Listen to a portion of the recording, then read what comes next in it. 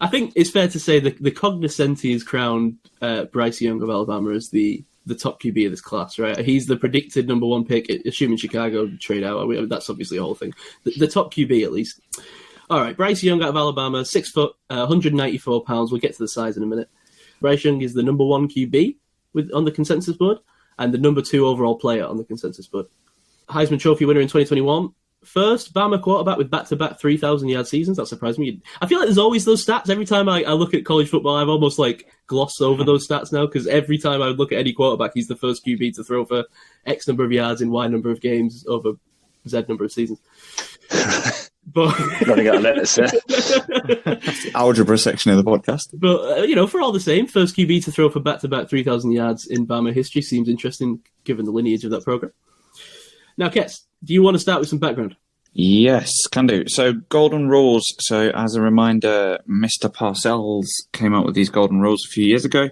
To start with Bryce Young, he is only a junior. He's played 34 games, but won 30 of them, which is a ridiculously good record. I don't know how much of that is because he played for Alabama. 80 touchdowns to 12 interceptions, and one of those interceptions was an absolute joke of a failed reception that should have been an easy touchdown. 65.8% career completion percentage with 64.5% in his final season.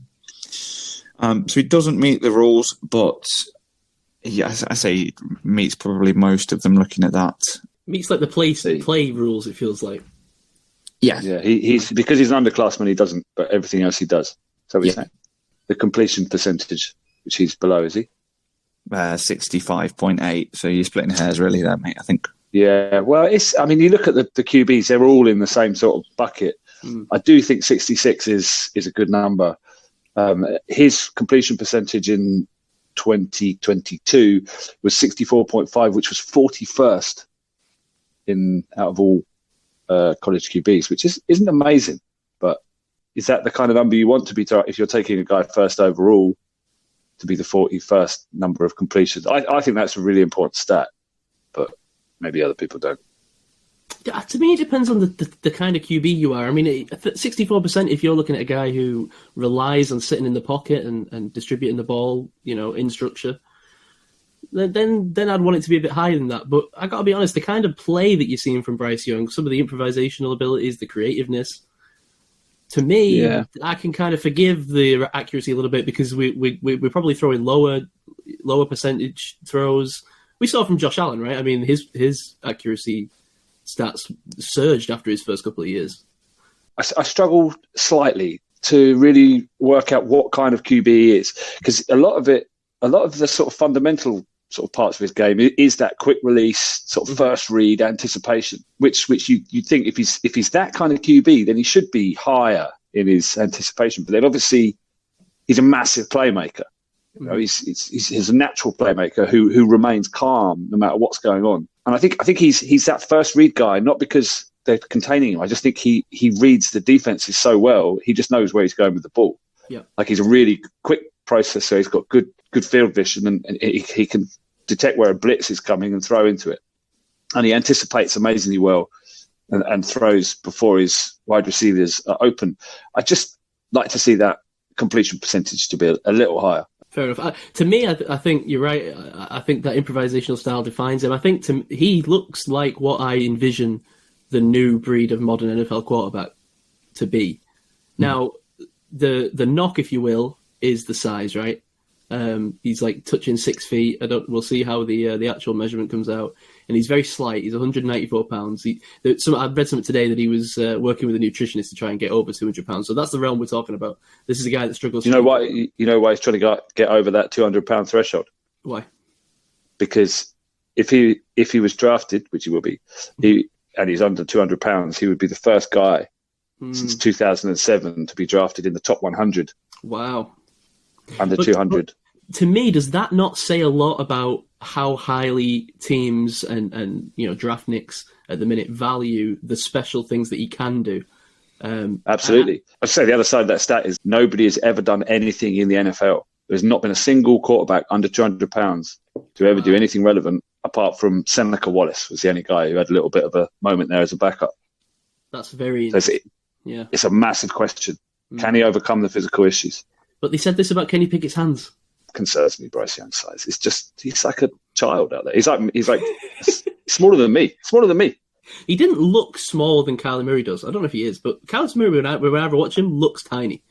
Bryce Young didn't like jump out to me as being like an incredibly diminutive. I don't know. Yeah, it's the heft though. The lack of it. It is the heft is the problem more than the height for me. Even I think he can kind of look around. He looks like Mo Salah out there. Yeah. I do think he's got a big arm though. I don't think he's any arm. Yeah. I think he's strong. He's got a funny release though. Yeah, I feel like he can do different kind of releases. I feel like he's quite advanced in that though. Yeah, but I feel like his sort of go-to when he's heaving the ball, he's got that kind of high over his head kind of release, which gives the ball kind of high trajectory. I think it's a good thing. I think it's kind of unique. It felt quite effortless to be like he just slinged it, like quite elasticy, quite sticky, just very quick release, just a lot of arm strength on it with minimal kind of wind up. It's not really a laser, is it? It's not like more touch to it. More of it's sort of like a long arcing, high, dropping it in a bucket kind of pass. Yes, exactly, in the bucket. The 3 words I wrote down anyway, as I'm doing my 3 words thing to describe him: creative, instinctive, special evasion. By the way, 3 words, I'm including phrases. Special what? To cheat. Evasion. Special evasion. The first thing that's going to jump out to you when you watch this guy is his incredible, and I'm going to say it, Mahomesian style off-the-cuff improvisational plays. Sidearm throws, throwing around dudes that he obviously can't see past because the dude is, touching 6 feet. So that makes it all the more impressive to me that he's got, 6'10" guys bearing down on him, and he's making like sidearm passes around them. He's making jump passes, while he's on the move. The kind of stuff that you only see out of, the Mahomeses of the world, and we've seen sort of made to look normal in more recent years. And I think he's very instinctive when it comes to evading pressure as well. I think he sees him coming past rush, finds a way around it. He can either deliver the ball or he can evade pretty well. He's one of these guys to me that he just makes negative plays turn into positive plays. And that is, I think, what NFL teams are looking for when they draft a QB really high. Yeah, 100%. So LSU was some interesting tape to watch. There was a 2nd and goal from the 4-yard line. So he takes the ball, reads right. There's 2 receivers covered. So he moves further into the pocket. There's pressure kind of coming around the back of him, nothing really available. Rushes towards the line of scrimmage point, duking left, duking right, constantly trying to make space available to him. And then Mahomes-esque is a really good way of putting it. He does a shovel sidearm type throw as he's being tackled by 2 defenders, one from either side. Now, it was picked in the end zone in terms of the result of the play. You could see the NFL level creativity, escapability. I don't know if that's even a word, but he's got it. Processing, chance creation, just that intangible, unteachable bit of kind of creativity. And I think that's everything that the modern NFL loves to see in its quarterbacks. And he's got like filthy wiggle in the backfield. He's not like one of the, he's not like a scrambling. He can definitely pick up yards on the ground, but he's not like your Fields or your Lamar. But oh my god, in the backfield, this dude can juke pass rushers with like just his body movement. He doesn't even move his feet. He just like moves, like the wacky waving inflatable tube guy. He just does like that little hip thrust, and he jukes dudes out. They're like falling over him. It's disco dancing feet is what I wrote down. Beautiful. Giving people fits. Yeah. You see, because I think maybe I'm a bit of a traditionalist because I kind of I'm looking for that pocket passer. It's definitely the weaker side of his game. He's a little bit herky jerky in the pocket. He's not that smooth, but I mean, he gets results. But I do think he's looking to get that ball out pretty quick when he's going to stay in there. I'm not a massive fan of all of his mechanics. He kind of gets it done. So he sort of overcomes what his things. His sort of inconsistencies in footwork. His play and production is better than his throwing. I put here, which I think is fair. Mm-hmm. But I think if I said I didn't want to draft him, he'd make me look stupid because he's going to go out there and do some ridiculous stuff. And I think, like you said, the Mahomes comp is relevant in that a lot of people didn't think he was going to be a good QB because he didn't do the kind of more traditional stuff. He was just running around doing crazy stuff. People didn't think he would be trustworthy. So I think there's a chance I would look stupid saying the same thing about Bryce Young, that he's not going to get it done. But when you combine it with the size, I do think there is concerns that he could not quite work out. I mean, I can only really echo all the positive things you guys have said about him. Like you said, that the size is the main issue as far as I see. But at the same time, I mean, it's not something I've written down. But while I was watching, I was just going, "You can't teach that. You can't teach that." And like, there's so many things that you just can't teach. Like you're saying, it's intangible things that aren't. You can't coach it. So that, to me, to a good extent, overrules the concerns as it did with Pickett and his hand size, which we're sort of laughing at now. But at the time, it was something that was a big, well, I say a big knock. It was a fair knock on him. That his hands were too small. He's going to be fumbling the ball all over the place, which he's not. You're saying, Say, about his sort of movement in the backfield, and it's true. He is evading the rush, but it feels like he's not even watching it. At times, it's almost like he's not staring down receivers. He's just always looking in the backfield. He never seems to be looking at the rushers. So I've got a feeling there's going to be times with his limited size that, I mean, how are you supposed to build on 6 foot and 194? There's not a lot of room to build as far as I see in his body frame. So when you've got NFL pro level pass rushers bearing down on you, nose tackles, you've got TJ Watt smacking you in the face over and over again, you're not going to be evading those guys with that sort of effortless hip flick, whatever you called it. He needs to be more aware. I don't know, man. That was a nice hip flick. A couple of things to mention. He's 21, right? Yes. So he's the same age as CJ Stroud, Anthony Richardson, and a couple of others. But he's got this maturity about him. He seems like he's got the shoulders that are ready to carry an NFL franchise on his, albeit slight frame. He's got that leadership in the locker room. He's respected by players and coaches. He does all the kind of preparation of his own game tape and footage. He goes into the kind of coaching meeting sort of at the start of the week with a plan of how to beat that week's opposition. He's got this kind of quarterback kind of mental work ethic that you really need to see in some of these top guys. And if they've got that, that's what tends to set them apart from others. Additionally, just to mention, he had a shoulder injury. He sprained his AC joint in the throwing shoulder during the Arkansas game and missed some time in 2022. He had snap counts in some practices, and he wore, and this is worth Googling if nothing else, a neuromuscular stimulator machine, both in classes and at home. You're talking 5 to 6 hours a day in the athletic training room during recovery. Oof. It's a very long, complicated word in terms of what it actually stands for, but it's the shoulder cap connecting to the shoulder, to the collarbone, sorry.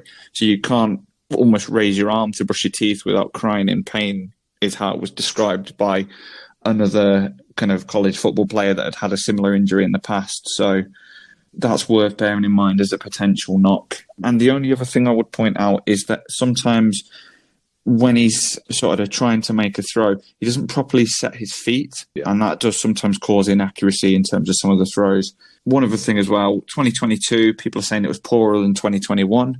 Yeah, I get that in theory, but he lost his 2 top wide receivers. He lost John Mechie and he lost Jameson Williams in the 2022 draft, as well as Evan Neal on his O-line. So I think that's going to make a difference to any quarterback, in fairness. Well, that's relevant to the next point I was going to make, which is, are we sure that the Alabama hex on QBs is really over? Because, I mean, up until Tua, and I guess Jalen Hurts counts as well, up until those two, Alabama had never really produced a viable NFL QB before. So are we saying the third time's the charm? It's going to work again? Because it is about their facilities and their supporting cast they have there. Elevates everyone's game. And then talking about the hand size comparisons with Pickett, I think size and heft or bulk is more legitimate than hand size, which is, kind of a minor concern. Whereas I do think frame, being able to, the height, being able to see over his line, and the frame for being able to absorb hits are relevant, more relevant than hand size. I do think it's more of a legitimate concern. Look at the conversation we were having about Kyler Murray about 3 years ago, right? And I don't know that we've really even come to a conclusion on that. He's certainly shown excellent play, but at the same time, we've also seen some of the downsides of having a QB that size. So, and he's a diddler. And he's a diddler. Yeah, if we checked what Bryce Young's Call of Duty score is. Call of Duty score? Wow, that's the most boomer thing Ketz has ever said. He turns a certain age and now look at him. Anyway, I've been waiting 10 months to do something, gentlemen. Oh. 5th percentile height, 1st percentile weight. Oh. Wow. Nah. First percentile. You never want to draft anyone in first percentile on anything, do you? QB. Certainly not with number 2, is it? It's the lack of bulk and the potential for injuries that concern me. Exactly. Well, that's linked to that. Yeah, Sure. Yeah, precisely. That is the concern. I don't know how you get around that. The problem is that you get drafted first overall. Is that going to be a team that's got like a nice old line set up for you to sit behind? Nope. Hard to say. So, but someone might jump up this year. Who knows who it's going to be? But I got to be honest. This is the guy in this class that I would feel comfortable taking number 1 overall. I think he's got things that you can't teach. I think people they'd like to draft from teams like Alabama Cats, like you were saying. I mean, he's playing at a premium program, doing things that they would do on game days, playing teams that are, the closest defenses to what you'll play on an NFL game day. It's like shopping at Waitrose versus picking up a Will Levis from Kentucky. That's shopping at Morrison's, right? But you pick up a Bryce Young. That's a Waitrose lamb steak. Are you saying that because he's a Southern quarterback? Is that where that coming from? No, I truly didn't know where he was from. I'm in. Yeah, very much in. You see, this is where I don't know because I'm in. Well, ask yourself the question. Would you be taking him, first overall? That's his consensus board right now, is first or second overall? No, I wouldn't. I think you're out. You saying this, Gav, does not mean you think that Bryce Young's going to be awful, right? Right. I do think he's number 2. I think, I'd be... If the other guy's off the board, I'd take him, but I'd take the other guy first if they were both available and I needed a QB. Yeah, fair enough. Dave and Ketz, are you in? Yeah, I'm in. All right. Yeah. Yes, sir, all in. All right, so 3 out of 4 in on Bryce Young. Interesting.